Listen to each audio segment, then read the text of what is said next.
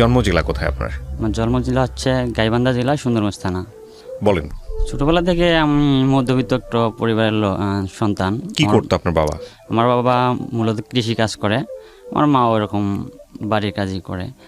তো আমার বাবা অনেক গরিব কৃষক, কৃষি কাজ করে সংসার চালায়।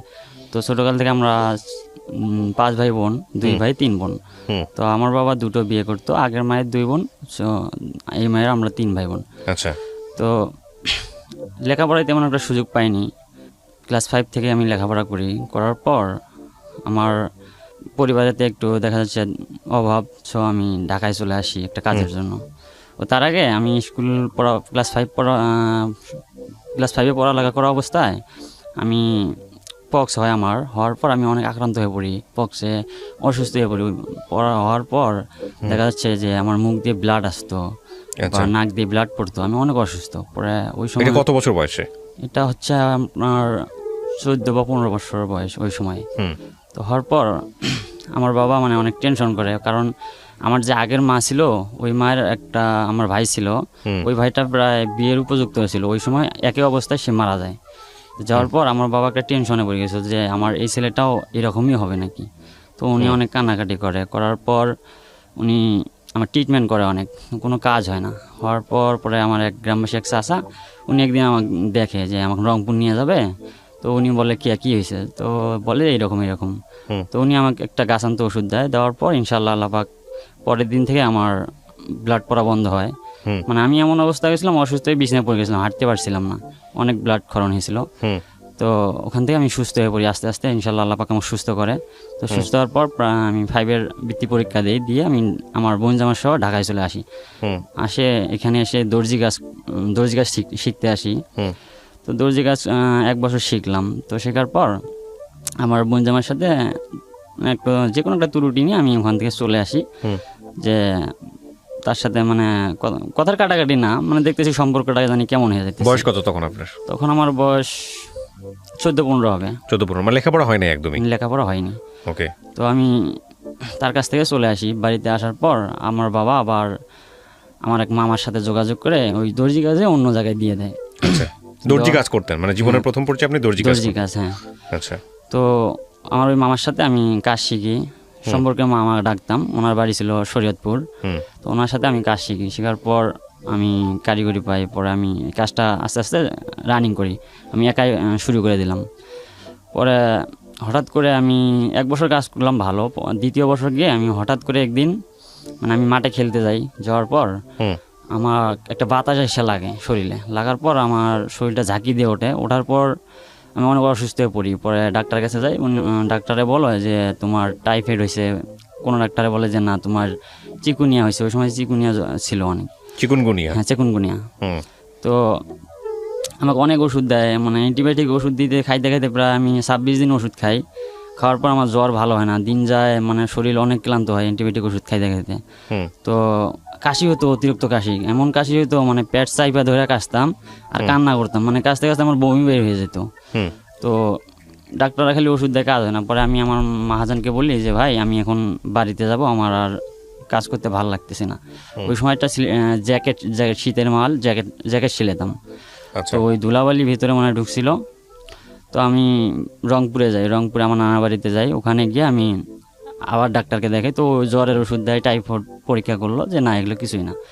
তো ওষুধ খাওয়া কোনো কাজ হয় না। পরে আমি বাড়িতে চলে যাওয়ার পর আবার বাড়িতে আমার বাবা আমাদের গ্রামে একটা প্রাথমিক ডাক্তার ছিল, ওনার কাছে নিয়ে যায়। তো উনি ওষুধ দেয়, ওই 1 সপ্তাহ ওষুধ খেয়েছি, কোনো কাজ হয় না। পরে আমি থানাহাট যক্ষা কেন্দ্রে গেলাম, ওখানে টেস্ট করার পর উনি ওখান থেকে বললো যে তোমার যক্ষা হয়েছে। তো যক্ষা হয়েছে, পরে আমাকে ওখান থেকে প্রায় 6 মাস চিকিৎসা দিল, ফ্রি চিকিৎসা।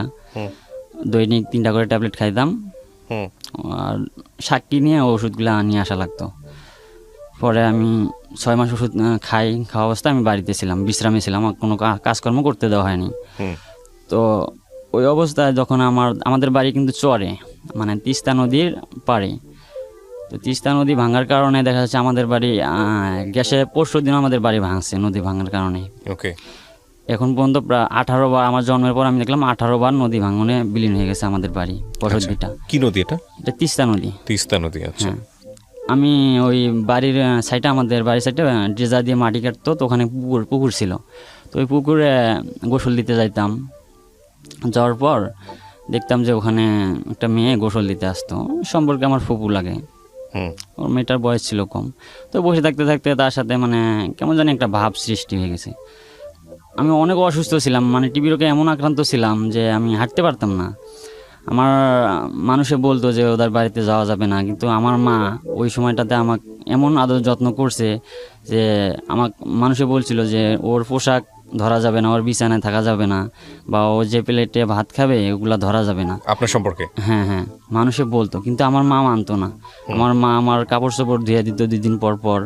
আমার বিছানায় যা আমার হাত পা মানে মুছাই দিত।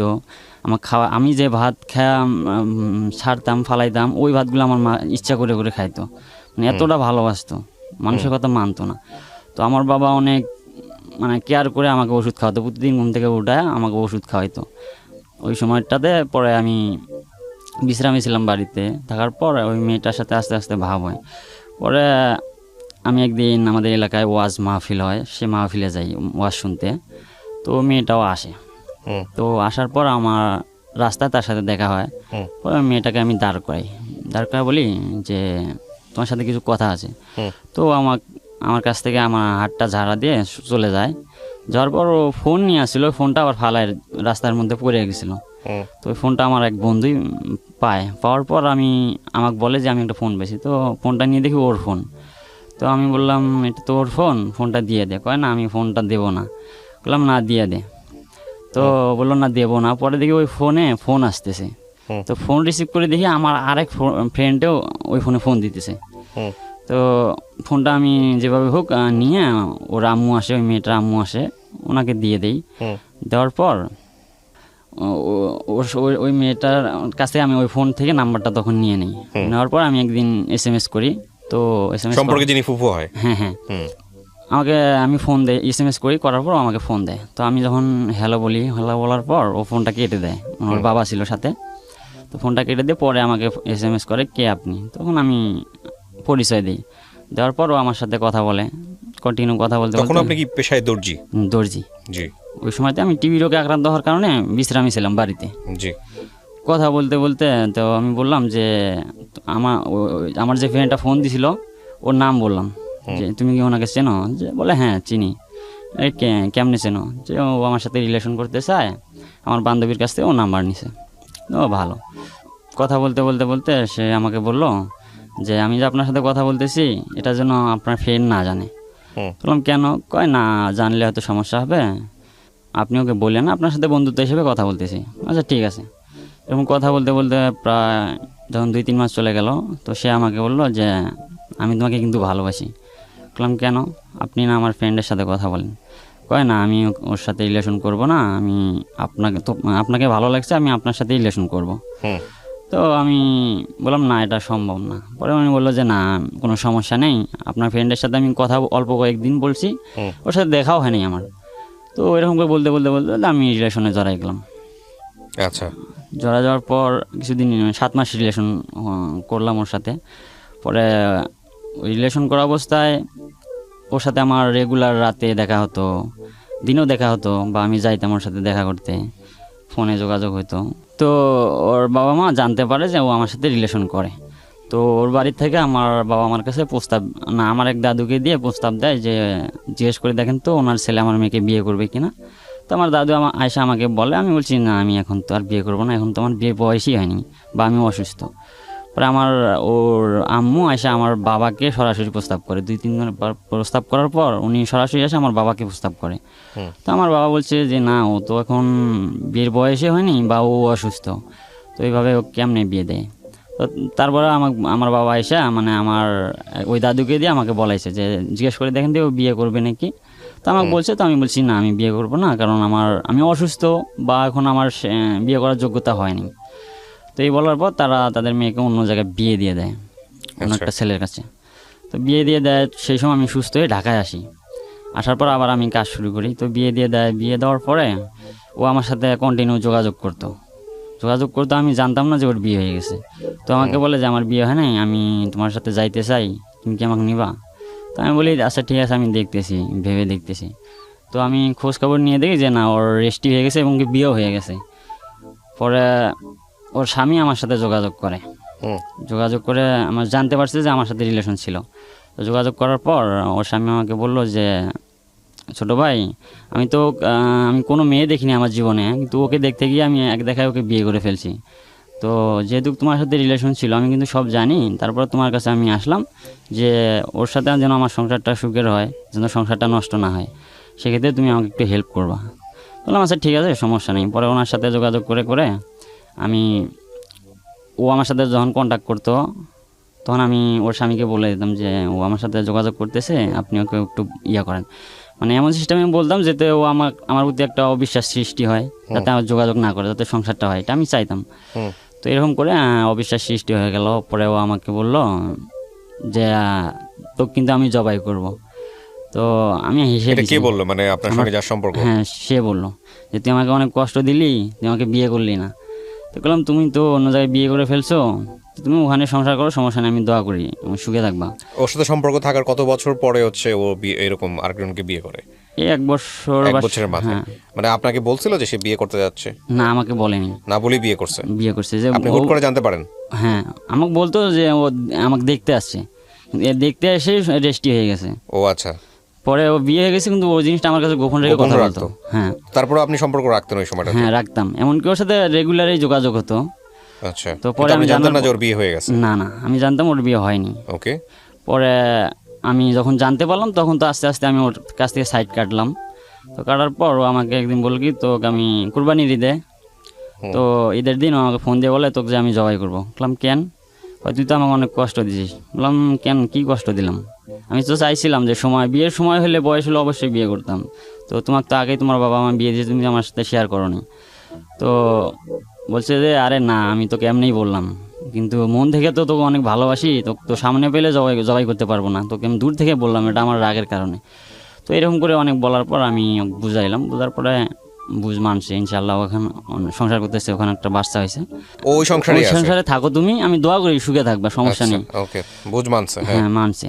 তো ওখানেও সংসার করতেছে, এখন ইনশাআল্লাহ ভালো আছে। তো আমি ঢাকায় চলে যাই, যার পর মাঝে মাঝে ও ফোন দিত, দিয়ে আমার খোঁজ খবর নিত। কিন্তু আমি বলতাম যে তুমি ফোন দিও না, কারণ রাস্তাঘাটে দেখা হলে, যেহেতু এক এলাকার বাড়ি, দেখা হলে তুমি ওই সময় কথা বলি আমার সাথে ভালো মন্দ, কিন্তু তোমার স্বামীর বাড়িতে গিয়ে বা চুরি করে ফোন দেওয়ার দরকার নেই। কারণ তোমার স্বামী জানতে পারলে দেখা যাবে যে তোমার সংসারে একটা অশান্তি সৃষ্টি হবে, বা তোমার স্বামীর মনে একটা সন্দেহ থাকবে, সংসারে অশান্তি সৃষ্টি হবে। তো ফোন দিও না। যদি কথা বলার ইচ্ছা থাকে তোমার স্বামীকে বলিও, তোমার স্বামীর ফোন দিয়ে কথা বলিও, সমস্যা নেই। তো এরকম করে বলার পর ও আর ফোন টোন দেয় না। হয়তো 2 মাস 3 মাস পর বা 6 মাস পর একদিন ফোন দিত, দিয়ে ভালো মন্দ শুনতো, এতটুকুই। তো আমি ঢাকায় আসার পর আবার কাজ শুরু করি। করার পর কিছুদিন কাজ করার পর দেখা যাচ্ছে যে আবার আমার মাস্ক ছাড়া আমি কাজ করছিলাম। আর দর্জি কাজে দেখা যাচ্ছে ধুলাবালি অনেক ভিতরে ঢোকার পর আমার দেখা যাচ্ছে আবার বুক ব্যথা হয়, জ্বর আসে, কাশি হয়। তো আবার সমস্যা দেখা দেয়। পরে আমি আবার বাড়িতে চলে যাই, যাওয়ার পর আবার ওই যক্ষা কেন্দ্রে গিয়ে ওনাদের সাথে যোগাযোগ করি। তো ওনারা আমাকে বলে যে যেহেতু একবার টিবি রোগ হওয়ার পর দ্বিতীয়বার আর হওয়ার চান্স থাকে না, সেক্ষেত্রে আমরা একটা ডাক্তারের সাথে যোগাযোগ করে দেই, ওনার সাথে আগে দেখো উনি কী বলে। পরে একটা মেডিসিন বিশেষজ্ঞ ডাক্তারের সাথে আমাকে দেখা করাই দেয়, চিলমারি ডায়াগনস্টিক সেন্টারে উনি চাকরি করেন, নামটা আমি বলতে চাচ্ছি না। তো উনি আমাকে একটা এক্সরে দেয়, 2টা ব্লাড টেস্ট দেয়। তো আমি ওগুলো করার পর বলে যে না, তোমার টিবি নাই, কিন্তু তোমার টিবি হওয়ার পরে তোমার যে লাঞ্চে একটা ক্ষত ছিল, সেটা পরিপূর্ণ আর কি হয়নি। তো আমাকে কিছু মেডিসিন দিল। তো মেডিসিনগুলো আমি খাইতেছিলাম, খাওয়ার পরে দেখি আমার কোনো উন্নতি হয় না। দিন যায়, আমার হাত পায়ে বল শক্তি কমে যায়। তো যাওয়ার পর উন্নতি হয় না, 2টা ডোজ দিয়েছিল, কাজ হয় না। পরে উনি আমাকে বললো কি যে তাহলে তুমি এক কাজ করো, তুমি আর একটা বার টিবির ওষুধ খাইয়ে দেখো। তো বললাম আচ্ছা স্যার, আপনার যেটা ভালো হয়, আপনি তো ভালো বোঝেন, দেন যদি ভালো হয়। তো উনি আবার আমাকে 6 মাসের জন্য টিবির ওষুধ খাওয়ার দিল। পরে আমি ওষুধ খাওয়া শুরু করলাম। খাওয়ার পর দেখা যাচ্ছে যে ওষুধটা 6 মাস খাওয়ার পর আমার বুকের ব্যথাটা কম ছিল, কিন্তু দিন যায় আমার আর শরীর ঘাটতির দিকে চলে যায়। ওষুধ খাওয়ার পর মনে হয় আমার শরীরে মারাত্মক রকমের কিছু ক্ষতি হয়েছে। হাত পায়ে বল থাক যে আমি ওর সাথে রিলেশন করব। ওই মেয়েটার ভাই আবার আমার ছিল ফ্রেন্ড, একসাথে ঘুরতাম, অনেক ক্লোজ ছিল। তো ওনার সাথে ও আমাকে প্রস্তাব দেয়, তো আমি প্রস্তাবে রাজি না, যে না ও অনেক ছোটো মেয়ে, আর আমি তো অল্প কয়েকদিন মনে মনে ভাবি যে অল্প কয়েকদিন একটা রিলেশন করলাম, সেখানে অনেক কষ্ট পেয়েছি, তো ওইগুলো আর জড়াতে যাবো না, আমি যেহেতু পরিপূর্ণ সুস্থ না। তো আমাকে প্রস্তাব দেয়, আমি রাজি হই না। 2-3 বার প্রস্তাব দেওয়ার পর আমার এক ভাস্তিক দিয়ে প্রস্তাব দেয়, আমার নাম্বার চাইছিল। পরে আমি আমার এক ফ্রেন্ড ওকে পছন্দ করতো, তাই ফ্রেন্ডের নাম্বারটা দিই। পরে ফ্রেন্ডের নাম্বার দেওয়ার পর ও ফোন দেয়, দিয়ে জানতে পারে যে ওটা আমার ফ্রেন্ড। পরে ও আবার না করে দেয় যে না আমি ওর নাম্বার চাই। পরে আমার ভাস্তি আসে আমাকে বলার পর আমি নাম্বারটা দিয়ে দিই। দেওয়ার পরও আমাকে ফোন দেয়। দেওয়ার পর আমি বলি যে দেখো তোমার ভাই তো আমার ফ্রেন্ড, আর তোমার সম্পর্ক আমার সম্পর্কটাও অন্যরকম, তো এভাবে তো এটা রিলেশন হয় না, তুমি অনেক ছোটো। কয় না আমি তোমার সাথে রিলেশন করব।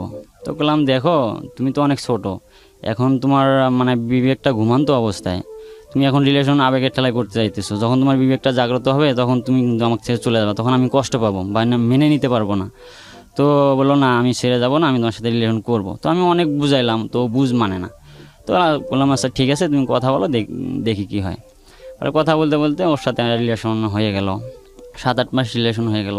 হওয়ার পর কন্টিনিউ ওর বাড়িতে যাইতাম, দেখা করতাম। দেখা করার সময় দেখা যাচ্ছে ওর ভাই থাকতো, মাইন্ড করতো না, কেউ জানতো না যে আমি রিলেশন করি। তো একদিন হঠাৎ করে গ্রামের মধ্যে মানে ওর সাথে আমি আমার এক চাচার বাড়িতে কথা বলি, দেখা হয়। ওখানে গিয়ে আমার চাচাতো বোনের বান্ধবী, তো ওখানে গিয়ে কথা বলি।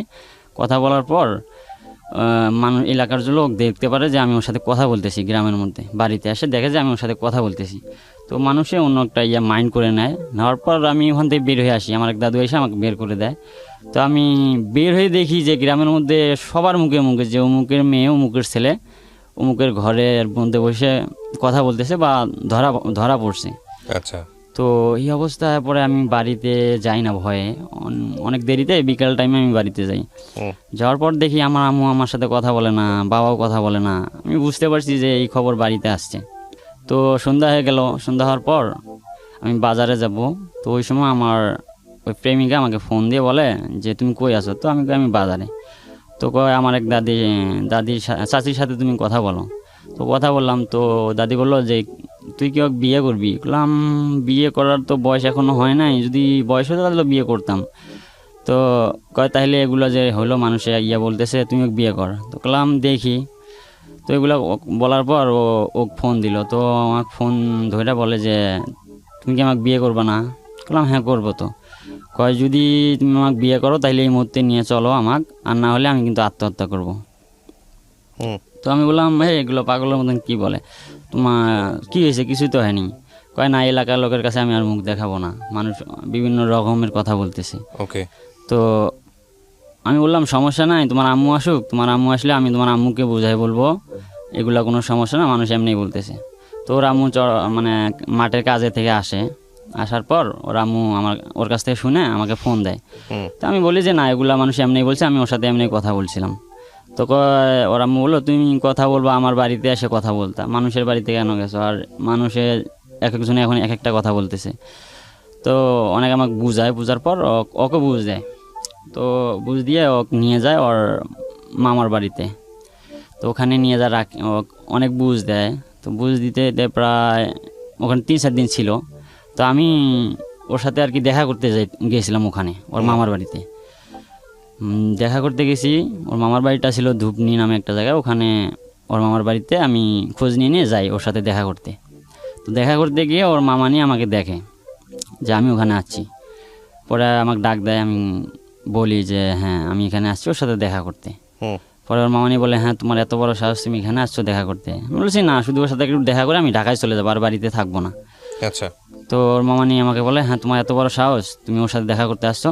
পরে ওর মামানি আমাকে বেশ কয়েকটা ছেলে পেলে দিয়ে আটকাই দিল, দিয়ে বলছে থানায় ফোন দিল, ধূপনি থানায় ফোন দিল যে তোমাকে আমি পুলিশের হাতে তুলে দেবো ইফটিজিংয়ের মামলায়, দাঁড়াও। আচ্ছা। তো ফোন দিল। তো ওই সময় একটা লোক আসলো, ভদ্রলোক, ওনার নামটা ছিল সানা ভাই। উনি হেলথের চাকরি করতো সুন্দরগঞ্জে।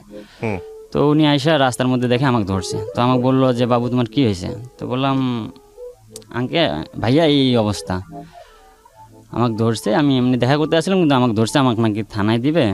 তো উনি আবার ওর মামিকে বললো যে ভাবি এদিকে আসেন। পরে ওনাকে দেন কি বললো উনি বুঝ মানে না, উনি বলে যে না আমি থানায় দেবো।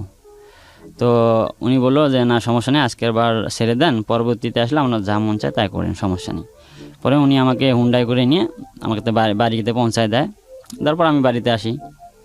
আসার পর আমার প্রেমিকা মনে হয় 3-4 দিন পর আবার বাড়িতে আসে।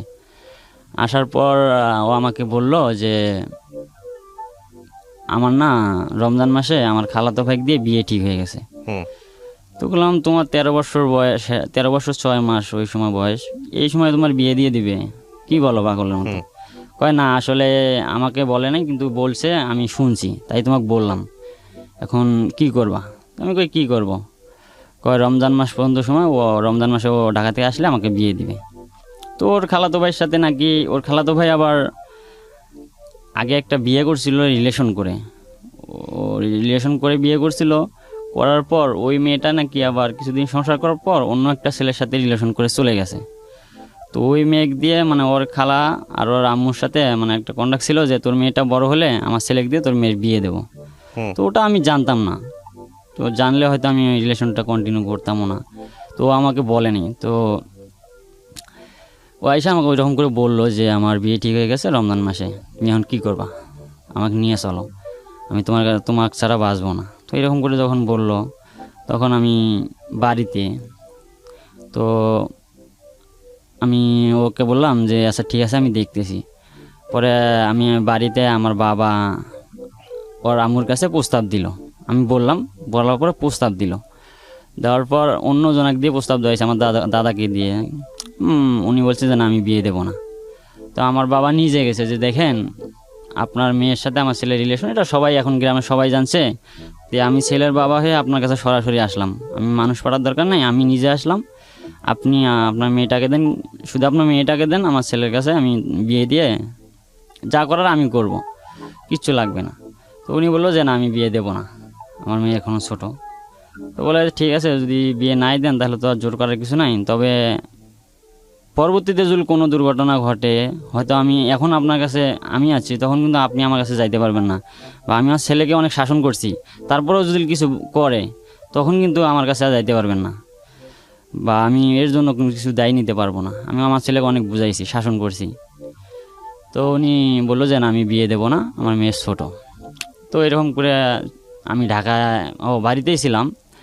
তো আমার স্ত্রী বলল যে প্রথম রমজানে ও বাড়িতে আসবে, আসলে আমার বিয়ে হয়ে যাবে, সব কিছু কমপ্লিট।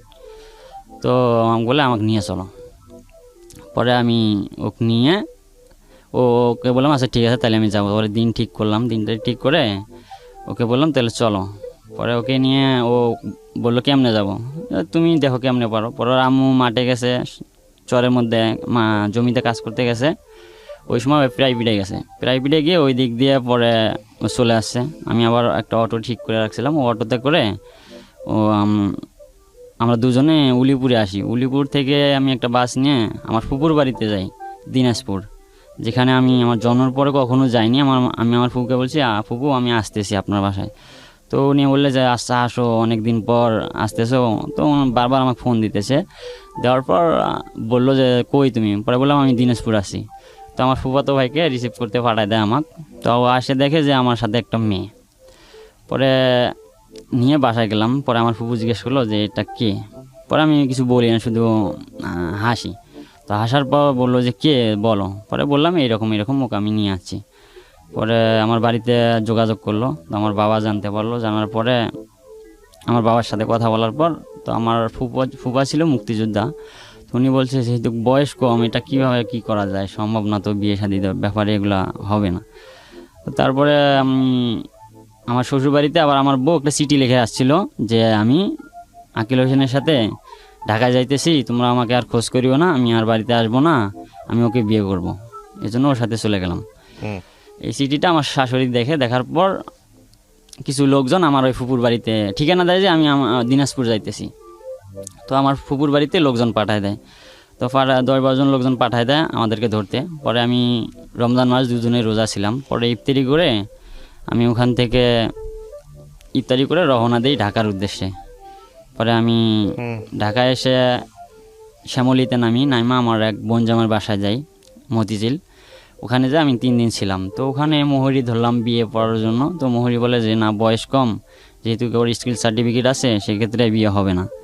তো ওখান থেকে 3 দিন থাকার পর যখন হলো না, তখন আমি আবার চলে গেলাম কিশোরগঞ্জে আমার মামার কাছে, মামার বাড়িতে। তো আমার মামা অনেক দেখে রাগ করছে যে এটা কী করছো। তো আমার মামা কিশোরগঞ্জে গিয়ে পরে ওখানে 2-3 দিন থাকার পর পরে কিশোরগঞ্জে এক উকিল সাহেবের সাথে যোগাযোগ করে আমাদেরকে নিয়ে যায় উকিল সাহেবের বাসায়। তখনও কি বিয়ে হয়নি আপনাদের? না, বিয়ে হয়নি। ওর বয়স কত? ওর বয়স তখন ছিল 13 বছর 6 মাস কি 7 মাস এইরকম। কোর্টে নাই আমাদেরকে, উকিল সাহেবের বাসায় নেওয়া হয়। তো নিয়ে ওখানে আমাদের বিয়েটা সম্পূর্ণ করা হয় কোর্ট ম্যারেজ করে। কাজী সাহেব ডাক দিয়ে রেজিস্ট্রি করা হয়। ওখানেই বিয়ে শাদী কমপ্লিট করে আমরা চলে আসি। আপনাকে কোর্টে কে বিয়ে দিল এভাবে? বিয়েটা দিচ্ছে হচ্ছে উকিল সাহেব কিশোরগঞ্জেরই। উনি সব কিছু দায়িত্ব নিয়ে করে দিছে। টাকা নিছে আমার কাছে মনে হয় 10,000 কি 8,000 টাকা ওই সময় নিয়েছিল, আমার সঠিক খেয়াল নেই। তো উনি বিয়েটা করে দেয় কোর্ট ম্যারেজ করে।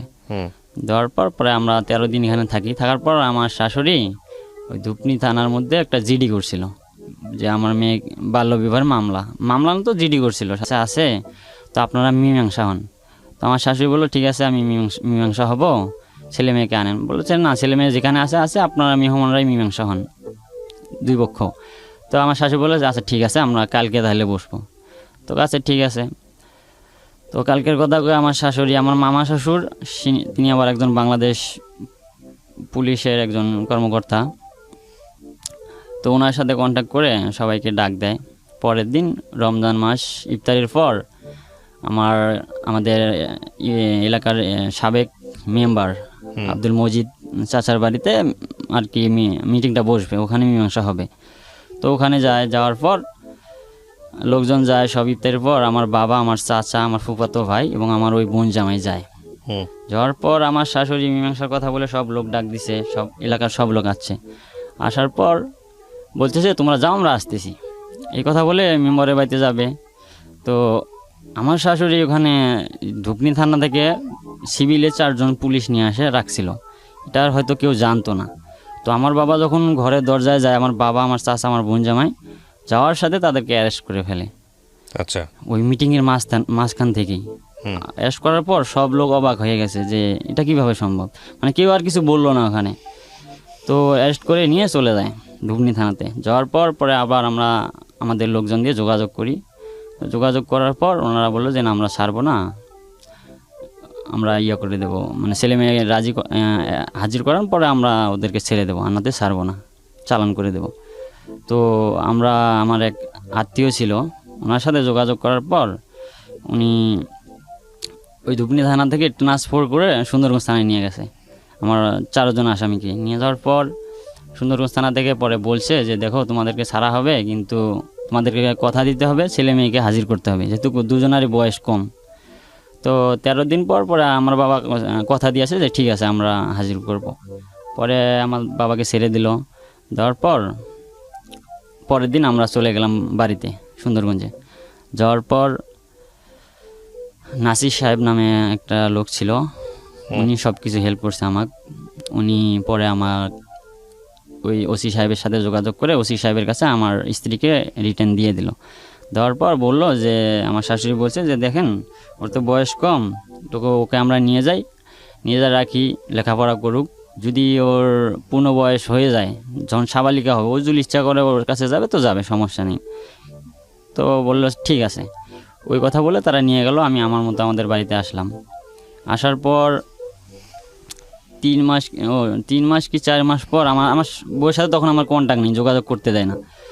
তো 3-4 মাস পর আমি হঠাৎ করে একদিন শুনি না, ও আমাকে ফোনে পরে যোগাযোগ করলো, রেগুলার কথা হয়, চুরি করে কথা বলে আমার সাথে। তো হঠাৎ করে একদিন শুনি যে ওর নাকি বিয়ে হয়ে গেছে। ওর খালাতো ভাই যে ছিল, ওই খালাতো ভাই দিয়ে ওর বিয়ে হয়ে গেছে। তো বিয়ে হয়ে গেছে, তো আমি বললাম যে তোমার যে বিয়ে হয়ে গেছে, আমাকে তো ডিভোর্স করলা না, আমি ডিভোর্স লেটার তো পাইলাম না, কেমনে বিয়ে হলো? আর তোমার আম্মু বললো যে তুমি নাবালক, বলে থানায় থেকে নিয়ে গেল। নিয়ে যাওয়ার পর তুমি আবার কেমনে সাবালিকা হলো, আবার তোমার আম্মু তোমাকে কেমনে ওখানে বিয়ে দিল? কারণ আপনি কই? তখন আমি বাড়িতে পালিয়ে থাকেন নাকি জেলে পড়ছেন তখন? না, আমি জেলে ছিলাম না, আচ্ছা, আমাকে ধরতে পারে নাই। আমি আপনার বাবা মা তখন জেলে? না, আমার ও পরের দিনে ছেড়ে দিছে। হুম দেওয়ার পর আমি বললাম যে তোমার মামা তিনি একজন থানা পুলিশ, তোমার আম্মু শিক্ষিত, তিনি একজন ওয়ার্ড ভাইস চেয়ারম্যান, তো তোমার ফ্যামিলিটা পুরোই শিক্ষিত। আমি না হয় অশিক্ষিত ভুল করে নিয়ে গেছিলাম, তোমাকে নিজে বিয়ে করছিলাম, তো আমি তো থানার মধ্যে গিয়ে সেটা ভুল স্বীকার করে তোমাকে জমা দিয়ে আসলাম। আর তোমার আম্মু বললো যে না, আমি সাবালক না হওয়ার পর্যন্ত আমি ওকে লেখাপড়া করাবো। তো কিভাবে তোমাকে আবার তোমার খালাতো ভাইয়ের সাথে বিয়ে দিয়ে দিল? হুম তো দেওয়ার পর এই কথা বলার পর ও বললো আমি তো এসব জানি না। তো বললাম তুমি তাহলে বিয়ে বসলা? তখন না, আমাকে জোর করে করাইছে। তো জোর করে করাইছে, বললাম আচ্ছা ঠিক আছে। কাজী দিয়ে বিয়ে পড়াইছে না কোর্টে? কয় না, কাজী দিয়ে। যেদিন তোমাকে ডিভোর্স করাইছে ওই দিনেই বিয়ে পড়াইছে। হুম তো 3 মাস। তো ওই সময় ও যখন আমার কাছে ছিল, তখন 3 মাস পর ও মানে ওখানে যাওয়ার পর ওর পেটে বাচ্চা ছিল, বাচ্চা কনসেপ্ট করে ফেলছিল ওই সময়।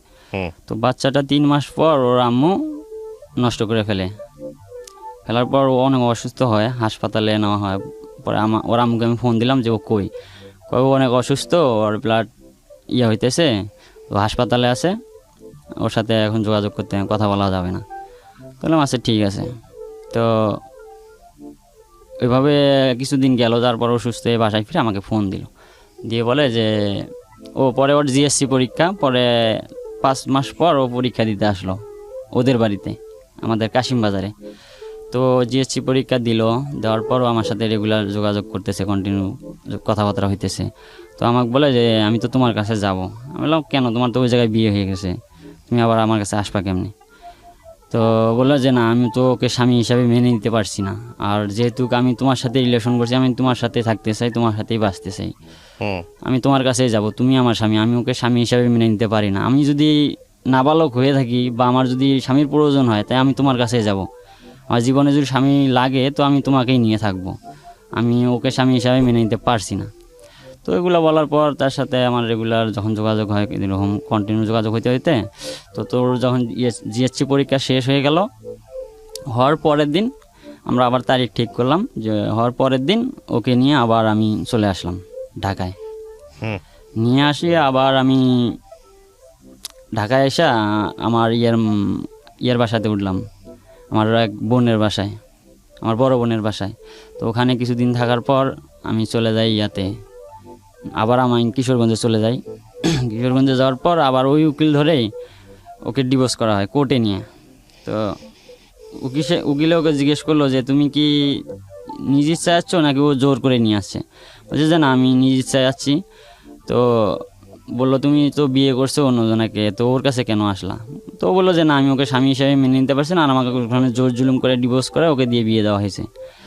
তো কোর্টে এগুলা মানে অনেক লোকজন বসা ছিল, তো ওরা সবাই শুনলো ওর মুখে। তো শুনে ও নিজ ইচ্ছায় ও ডিভোর্স করলো ওর খালাতো ভাইকে। ডিভোর্স করে পরে আবার পুনরায় আমার সাথে বিয়ে দিয়ে দিল। আবার নতুন করে কোর্ট ম্যারেজ করে বিয়ে করলাম। করার পর ভালোই ছিলাম, প্রায় 1 মাসের মতন ভালোই ছিলাম। থাকার পর হঠাৎ করে একদিন আমার বাবাকে ধরে নিয়ে গেল পুলিশে বাজার থেকে। এই বিয়ে করার কারণে? হ্যাঁ, বাবাকে তো আবারও ধরে নিয়ে আগে ধরছিল একবার, পরে আমার বাবাকে আবার ধরলো। ধরার পর আমরা জানলাম যে আমার নামে অপহরণ মামলা করা হয়েছে। আমার শাশুড়ি এবং আমার মামা শ্বশুর মিলে মামলাটা করছে যে ওদের বাড়ি থেকে ওর স্বামীর বাড়িতে যাইতে ধরছিল। আমি রাস্তার মাঝ থেকে আমার বন্ধু বান্ধব সহ মোটর সাইকেল দিয়ে ওকে মানে ওখান থেকে তুলে নিয়ে আসছি, এই ধরনের একটা মামলা সাজিয়ে মামলাটা করে ধুবনি থানায়। তো তারপরে আমার বাবাকে ধরে নিয়ে যাওয়ার পরে ধুবনি থানার পুলিশ অফিসার আমার বাবাকে বলে যে কিছু টাকা পয়সা দাও, আমরা তোমাকে ছেড়ে দিই। তো আমার বাবা বলছে যে না, আমি টাকা পয়সা দেবো না, আপনারা নিয়ে যান, আমাকে নিয়ে চালান দিবেন, এটাই তো দেন। তো চালান দিল, নিয়ে যায় থানায় রাখলো একদিন। রাখার পর আমার যে মামা শ্বশুর পুলিশ উনি আসে আমার বাবাকে বলে যে তুমি কি আমাকে চেনো থানার মধ্যে? তো আমার বলছে না, আমি তো আপনাকে চিনি না। তো আমার মামা শ্বশুর বলে যে আমি নরিনের মামা, আমি কিন্তু এবার কিন্তু তোমার যে কাশিম বাজার যে চর আছে এই চর কিন্তু ওলট পালট করে দেব। তো আমার বাবা বলছে দেন, আপনার ক্ষমতা আছে আপনি দেন। আমার বাবা জেলেই তখনও। তো একদিন থাকার পরে চালান করে দেয় কোর্টে, গাইবান্ধা কোর্টে চালান করে দেওয়ার পর ওখানে 26 দিন ছিল। তো আমার শাশুড়ি ওই মামলাটা মানে বিচার চাওয়ার জন্য অনেক করছে যে চালু চালু বিচার হয় না কেন। পরে আমার বাবাকে আবার 3 দিনের রিমান্ডে নেয়, আমার শাশুড়ি রিমান্ডের আবেদন করে যে 3 দিনের রিমান্ডে নেয় আমার বাবাকে। তো রিমান্ডে নিয়ে আসে, তো আমরা তখন ঢাকায়। তো আমার বাবাকে জিজ্ঞেস করছে যে তুমি তোমার ছেলে কই, ছেলের বউ কই, কোথায় আছে, আমরা ঠিকানা দাও। তো আমার বাবা বলছে আমি কেমনে জানবো, আমি তো থানায়। আর ছেলে যাওয়ার পর থেকে তো আমার সাথে আর যোগাযোগ করেনি। দ্বিতীয়বার, প্রথমবার যাওয়ার পর আমি যোগাযোগ পাইছি, আপনাদেরকে আইনে দিছি। তো দ্বিতীয়বার যাওয়ার পর তো সে আমার সাথে আর যোগাযোগ রাখে নাই, বা আমিও তার চেষ্টা করছি, আমি তার সাথে যোগাযোগ করতে পারিনি, কারোর সাথে কারো যোগাযোগ নেই। তো তখন রিমান্ডে নিয়ে আসলো, তখন আমি আমাদের বাড়িতে জানতে পারলো যে তার রিমান্ড হয়েছে 3 দিনের। পরে বাড়ির থেকে তারা লোকজন চলে গেল যে বৃদ্ধ লোক, এই লোককে রিমান্ডে নিয়ে মারধর করলে তো অবস্থা খারাপ হয়ে যাবে। অসুস্থ ছিল আমার বাবা, ওনার 2টা কিডনিতেই সমস্যা, অনেক অসুস্থ। কয়েকদিন পর পর শরীরে রস নামে, অনেক ব্যথা হয়। তো ওই লোকরে রমজান মাসেই ধরে নিয়ে গেল, তো আবার রিমান্ডে নেবে 3 দিনের। তো রিমান্ডে নিয়ে এসে ওগুলো জিজ্ঞেস করলো। তো আমার বাবাকে সময় দিল, কয় তুমি তোমার 15 দিন সময়, 15 দিনের ভিতরে তুমি তোমার ছেলেকে হাজির করাও। ধুবনি থানা পুলিশ বললো।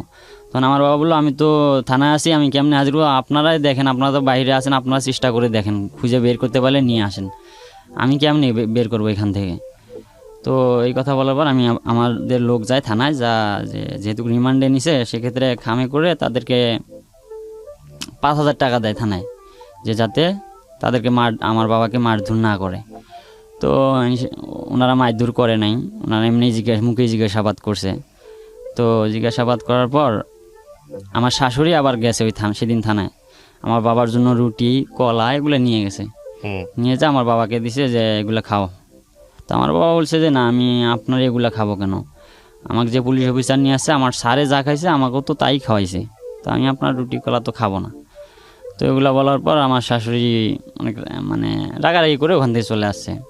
তো আসার পর আবার আমার বাবাকে নিয়ে গেছে, 3 দিন রিমান্ড হওয়ার পর আবার কোর্টে নিয়ে গেছে। তো কোর্টে নেওয়ার পর আমরা এইদিকে আমি পরে ঢাকায় গিয়ে চাকরি খুঁজি, ওই সময় চাকরি নেই, হাতে টাকা পয়সা নাই। পরে আমার ফুফাতো ভাইয়ের সাথে কন্ট্যাক্ট করে পরে আমি ঢাকা বেক্সিমকো যে একটা আছে ফ্যাক্টরি আছে, গার্মেন্টস ফ্যাক্টরি, তো বেক্সিমকোতে আমি চাকরি নেই, অনেক কষ্টের পর ওখানে চাকরি হয়। তো চাকরিটা হওয়ার পর আমরা 2 জন ওখানে থাকি, আমি চাকরি করি প্রায় 1 মাস চাকরি করলাম। অনেক কষ্ট, মানে থাকা খাওয়ার অনেক কষ্ট, মানে 2 জন যে ছিলাম অনেক কষ্ট, বালিশ ছিল না থাকার, ঘুমানোর, ঘরে অনেক, ওই সময় অনেক ঠান্ডা, শীতে। পরে আমার মা একটা পাঠায় আমার জন্য, কম্বল খেতা এগুলো নিয়ে মানে অনেক কষ্ট করে ওখানে থাকতাম। ঠিক মতো খাওয়া হতো না, মানে বাড়িতে টাকা পয়সার এক সমস্যা, এখানে আমি চাকরি পাচ্ছিলাম না, টাকা পয়সা নাই, ওকে নিয়ে অনেক কষ্ট করে ওখানে থাকতাম। ও তো মেয়েটা অনেক ছিল ছোট, তো ওকে অনেক কষ্ট দিতাম না, আমি যতটুকু পারতাম ওকে ভালো রাখার চেষ্টা করতাম। ও আমাকে বলতো যে দেখো আমি ওকে পরে বললাম যে তুমি তোমার বাড়িতে যোগাযোগ করো, তোমার আম্মুর সাথে তোমার আব্বুর সাথে কথা বলো, বা তোমার মামার সাথে কথা বলো যে আমি আসছি, আমি ওর সাথে থাকতেছি, তুমি তো ম্যানেজ করতে পারবা তোমার ফ্যামিলিকে, তো তুমি কথা বলে দেখো। তো বলে যে না, আমি ওনাদের সাথে কথা বলবো না, আমি আমার বাবা মা আমার পুরো ফ্যামিলি ত্যাগ করে আসছি, আমি আর তাদের সাথে কথা বলতে চাই না, তোমার যদি লজ্জা না থাকে তুমি কথা বলো। তো তারপর আমি ওর মামা তো বোন একটা ছিল, ওনার নাম হচ্ছে মুন্নি আপু, ওনার সাথে আমি যোগাযোগ করতাম। তো উনি আমার কাছে যোগাযোগ করতো কথা বলার জন্য ওর সাথে, তো ওকে দিতাম, ও কথা বলতো না, যে তোমার লজ্জা নেই তুমি কথা বলো, আমি কথা বলবো না, আমি মা বাবা সব ছাড়িয়ে দিয়ে আসছি, তোমার মা বাবাই আমার মা বাবা, আর তুমি যদি গাছতলায় থাকো আমি গাছতলায় থাকবো, কিন্তু আমি আমার ফ্যামিলির কাছে আর যাব না, যে আমার ফ্যামিলি তো আমার ভালো চাইতেছে না, আমি যেটা চাই আমার ফ্যামিলি চায় না, ওই ফ্যামিলির আমার প্রয়োজন নেই। তো এইরকম করে ছিলাম 1 মাস ওখানে আমি চাকরি করলাম। তো খুব কষ্ট, বেতন পাই নাই, খাওয়া দাওয়ার অনেক কষ্ট হইতো। তো ঘরে যে থাকতাম ওই সময় ঠান্ডা, বালিশ ছিল না, তো একটা ব্যাগ নিয়ে আসতো, ওই ব্যাগের মধ্যে মানে শীতান দিয়ে 2 জন থাকতাম। সকালবেলা দেখা যেত আমি ডিউটিতে কোনোদিন খেয়েও যেতাম, কোনোদিন না খেয়েও যাইতাম, ঘরের চাল ডাল ছিল না। পরে আমার মা বাড়ি থেকে চাউল পাঠাইতে, ওগুলো দিয়ে আর কি চলি 1 মাস। চলার পরে আমার বাবার জামিন হয় না, পরে অনেক দিন, মানে ওই সময় আবার করোনা ভাইরাস চলে আসে, ভাইরাসের কারণে আর জামিন হয় না, আজ ডেট দেয়, আবার পাউসে যায়, আবার পরে একটা ডেট দেয়, ওটা পাউসে যায়, এরকম করতে করতে 26 দিন ছিল কারাগারে থাকার পর পরে ৮০,০০০ টাকার বিনিময়ে আমার বাবার জামিন হয়। সে চলে আসে। আসার পর আমার স্ত্রীর সাথে আমার সাথে পরে যোগাযোগ হয়, কথা বলে। তখন আমার বাবা আমার সাথে কথা বলে, আমার স্ত্রীর সাথে কথা বলে। তো আমার স্ত্রী আমার বাবাকে জিজ্ঞাসা যে বাবা আপনাকে যে ওখানে ধরে নিয়ে গেছিলো কোনো কষ্ট হয়েছে? তো আমার বাবা বলে যে না আমার কোনো কষ্ট হয়নি। কিসের কষ্ট? ওখানে আরও লোক ছিল, তাদের সাথে আমি ছিলাম, কোনো কষ্ট হয়নি। তো আমি এগুলা মানে পাশ থেকে বলে দিতাম যে শোনো দেখি ওখানে কীরকম কষ্ট হয়েছিল, বাবাকে তো ধরে নিয়ে গেছিলো, তুমি একটু শোনো, আমি তো আর শুনতে পারতেছি না। তো ও বলতো আয়সা বলতো যে কীরকম কষ্ট হয়েছিল। না আমার কোনো কষ্ট হয়নি, ভালোই ছিলাম। তবে তোমরা দুজন যেন একসাথে থাকো, কোনো দিন যেন আর দুজনের মধ্যে ঝগড়া না হয় বা দুজন যেন দুজনকে সারাসারি না হয়। আমার যা হয়েছে এই কষ্ট আমি মেনে নিতে পারবো যদি তোমরা দুজন একসাথে থাকতে পারো বা তোমাদের সংসার যদি সুখের হয়। আমার কষ্ট কোনো কষ্ট না। তো এরকম করে দিন যাইতেছে। আমার বাবা বের হয়ে আসার ২০-২৫ দিন পর আমার বাবা আমাকে বললো যে দেখ ও আসামি দিছিল আমাকে ১ নাম্বার, আমার একটা ফ্রেন্ড ছিল, ও আমার সাথে ঘোরাফেরা করতো, সন্দেহজনকভাবে ওকেও দিছে। ও কোরআনে হাফেজই পড়তেছে, ও দিছে ২ নাম্বার আসামি। ওর বাবাকে দিছে ৩ নাম্বার, না আমার বাবাকে দিছে 3 নাম্বার, ওর বাবাকে দিছে 4 নাম্বার, আমার আম্মুকে দিছে 5 নাম্বার। তো আমার বাবাকে ধরার পর পুলিশ আসতো, আইসা হামকি ধামকি দিত। আমার আম্মু আবার পালাতো, বাড়িতে এসে ভয় দেখাইতো, এলাকার লোককে ভয় দেখাইতো। তো তারপর ২৬ দিন পর আমার বাবা যখন আসলো কারাগার থেকে, আসার পর ১৫-২০ দিন পর আমাকে বললো যে যেহেতু তোমরা আসো ওখানে চাকরি করতেছো, চাকরি করো, যেহেতু তোমার নামে এখনও মামলাটা আছে, তো এই মামলাটা কিভাবে শেষ করা যায় এটার জন্য আমরা দেখতেছি। তুমি আর কতদিন পালায় থাকবা, যেহেতু সংসার করে খাইতে হবে, তো পালায় যদি তুমি একদিন ধরা পড়ো তখন আবার জিনিসটা কেমন হয়ে যাবে। কষ্ট আমি পাইছি, টাকা তো গেছেই, তো তোমার জামিনের জন্য করতে আমি বলছি যে না আপনাকে জামিন করার টাকা পয়সা নষ্ট করা লাগবে না, আমি এদিকে আসি থাকি এই অবস্থায়। তো আমার বাবা বলল যে না ধরা পড়লে তো সমস্যা হয়ে যাবে, কষ্টটা কী জিনিস আমি তো বুঝি, আমি তো ওখানে গিয়েছিলাম। তো অনেক রিকোয়েস্ট করার পরে আমি বললাম আচ্ছা ঠিক আছে আপনারা দেখেন। পরে আমি এদিক চাকরি থাকতেছি। পরে আমার বউ 1 মাস থাকার পর বললো যে না আমি আর ঘরে বসে থাকবো না, আমি চাকরি করব। পরে আমার বাবা রাগ হচ্ছে, এই তোমার তো বয়স কম, এতটুকু একটা মেয়ে তুমি চাকরিতে যাবা, মানে তোমার দরকার নাই, তুমি থাকো 4-5টা মাস কষ্ট করে ওখানে থাকার পর আমি তোমাকে নিয়ে আসবো বাড়িতে। তো বলছে যে না আমার আর একা বসে থাকতে ভাল লাগে না, আমি চাকরি নেব। তো আমি না করি, অনেক না করার পর ও বলে যে না আমি চাকরি নেবই। তো গার্মেন্টসে যায়, ও তো বয়স কম, চাকরিতে নেয় না। আমার 2টা ভাবি ছিল, ওই ভাবিক সুদে। তখন আপনি কি করতেন? দর্জিগিরি? না আমি চাকরি করতাম গার্মেন্টসে। আচ্ছা। আমার ভাবিক সহ ও যায় বেক্সিমকোর আর একটা ছিল, বেক্সিমকোরে শাখা, ওটা সেরামিক্স লিমিটেড নামে একটা ছিল, ফ্যাক্টরি ছিল। তো ওখানে সকল প্রকারের লোককে নেয়, ছোট থেকে শুরু করে বৃদ্ধ লোকদের পর্যন্ত। তো আমি অনেক না করার পরেও ও বলে যে না আমি যাব। পরে আমার ভাবিকে সহ যায়, যাওয়ার পরে ও ওখানে চাকরি নেয়। তো নেওয়ার পর ওখানে মনে হয় 17 দিন বাড়ি থেকে ফোন আসলো যে তোমাদেরকে আসতে হবে, কিছুদিনের ভিতরে আসতে হবে বাড়িতে। বললাম কেন? তোমার জামিন হবে, জামিন করার জন্য আমরা গাইবান্ধায় এসপি স্যারের সাথে কথা বলছি, তো এসপি স্যারে তোমাকে ডাক দিলে তুমি আসবা। আইসা শুধু এসপি স্যার বলছে শুধু দুজনে সাইন করে চলে যাবা। তো ওর একটা স্যার ছিল, ওর যে গার্লস স্কুলে পড়তো, ওই আশরাফ বিএসসি নামে আমার এক চাচা ছিল, আমার সম্পর্কে চাচা, ওর স্যার। তো ওনার সাথে যোগাযোগ করলাম, উনি বললো হ্যাঁ সমস্যা নাই, তোমরা আসো, আইসা সাইনটা দিয়ে চলে যাবা। তো আচ্ছা ঠিক আছে। পরে আমি এখানে একদিন ফোন দিল, পরে আমি গার্মেন্টসে ছুটি নিলাম, 3 দিনের ছুটি নিয়ে চলে গেলাম বাড়িতে, ওক নিয়ে চলে গেলাম। পরে আমার ডাক দিল, চলে গেলাম। সেদিন ছিল বৃহস্পতিবার। তো আমি গাইবান্ধায় যাওয়ার পর আমাকে ওই যে ইন্সপেক্টর আমার বাবাকে অ্যারেস্ট করে নিয়ে যায়, তো ওনার সাথে ওই এসপির যোগাযোগ হয়। তো উনি আমার স্ত্রীকে ওখানে যাওয়ার পর উনি নিয়ে নেওয়ার পর উনি জানি ওনাকে কী বলছে, বলার পর সেদিন সারাদিন ছিলাম কোর্টে। তো কোর্ট বন্ধ হয়ে গেল, রাতের 8টা বেজে গেছে। তো ওই সময় ওকে কোর্টে নেওয়া হলো, শুধু ওকে আর আমার বাবা, আমার চাচা জেঠু সবাইকে। নেওয়ার পর কোর্টে গিয়ে ম্যাজিস্ট্রেট মানে ওই এসপি আর ওই ইন্সপেক্টর জানি ও কী বলছে যে এইভাবে বলবা যাতে কোনো সমস্যা না হয়, ও শিখাই দিছে। তো কোর্টে গেল রাত্রে 8টা বাজে, ওনার দুপুরে গেছে, রাত 8টা পর্যন্ত আমি বাইরে, ওর সাথে আর কোনো দেখাও নাই, কথাও নেই, আমার বাবা আমার চাচারা ওর সাথে। তো কোর্টে ম্যাজিস্ট্রেট ওর কাছে স্টেটমেন্ট নিছে, ও স্টেটমেন্ট দিছে যে ম্যাজিস্ট্রেট জিজ্ঞেসে যে তুমি কি তোমাকে কি জোর করে তুলে নিয়ে যাওয়া হয়েছে, যে ও বলছে যে না, আমি আমার স্বামীর কাছে নিজ ইচ্ছায় গেছি। তো তুমি তো বিয়ে করছিলা, বলছে যে হ্যাঁ, আমাকে প্রথমবার এরকম নিয়ে আসছে আমার স্বামী, নিয়ে এসে বিয়ে করছে, করার পর আমার বাবা মা তার কাছ থেকে নিয়ে আসছে, নিয়ে এসে আবার তাকে জোর করে আমাকে ডিভোর্স করে আমার খালতো ভাইয়ের সাথে বিয়ে দেওয়া হয়েছে। তো আমি তাকে স্বামী হিসেবে মেনে নিতে পারি নাই। আমি আবার আমার প্রথম স্বামীর সাথে যোগাযোগ করে, তারপর ম্যাজিস্ট্রেট কি বলেছে সবকিছু শোনার পরে? হ্যাঁ, তিনি শোনার পর তিনি বলল যে ম্যাজিস্ট্রেট বলল যে ঠিক আছে, তোমার আম্মু তো এই মামলা করছিল অপহরণ মামলা, যে তোমাকে তুলে নিয়ে যাওয়া হয়েছে। তো তুমি যেটা বললা সেটা তো সেই হিসেবে তো ছেলের দোষ নাই। তো ঠিক আছে, এখন কি তুমি ওর সংসার করতে চাও? তো বললো হ্যাঁ, আমি ওরই সংসার করব, ওর সাথে গেছি, ওরই সংসার করব। তো তখন আমার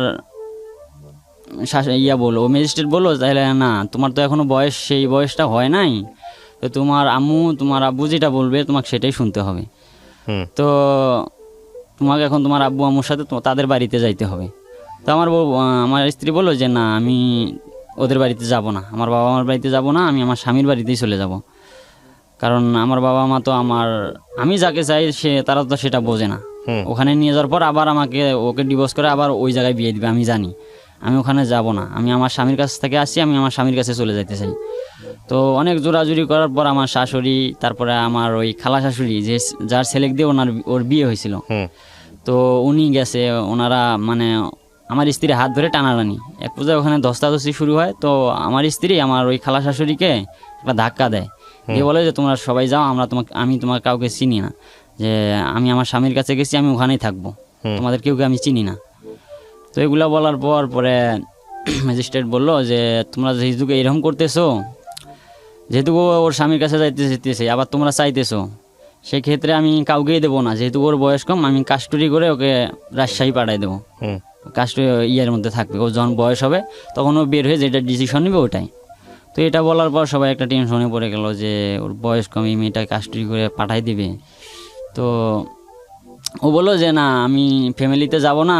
তো ও আর আমিও বললো যে আমি আসছি কিন্তু এখানে মীমাংসা হইতে, তো আমাকে মীমাংসা করে দেন।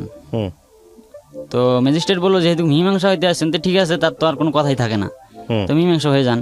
তো বলছে ঠিক আছে। তো আমার স্ত্রী বললো যে মীমাংসা হোক আর যাই করুক, আমি কিন্তু আমার ফ্যামিলিতে আগেই যাব না, প্রয়োজনে আমি ওই যে আমার ওর স্যার ছিল যে আশরাফ বিএসসি স্যার, আমি ওনার সাথে ওনার বাড়িতে যাব, ওনার বাড়িতে থাকবো, পরের দিন যদি লোকজন পাঠায়া নিয়ে আসে আমাকে, ওখান থেকে আমি আসবো, আগে আমি যাব না।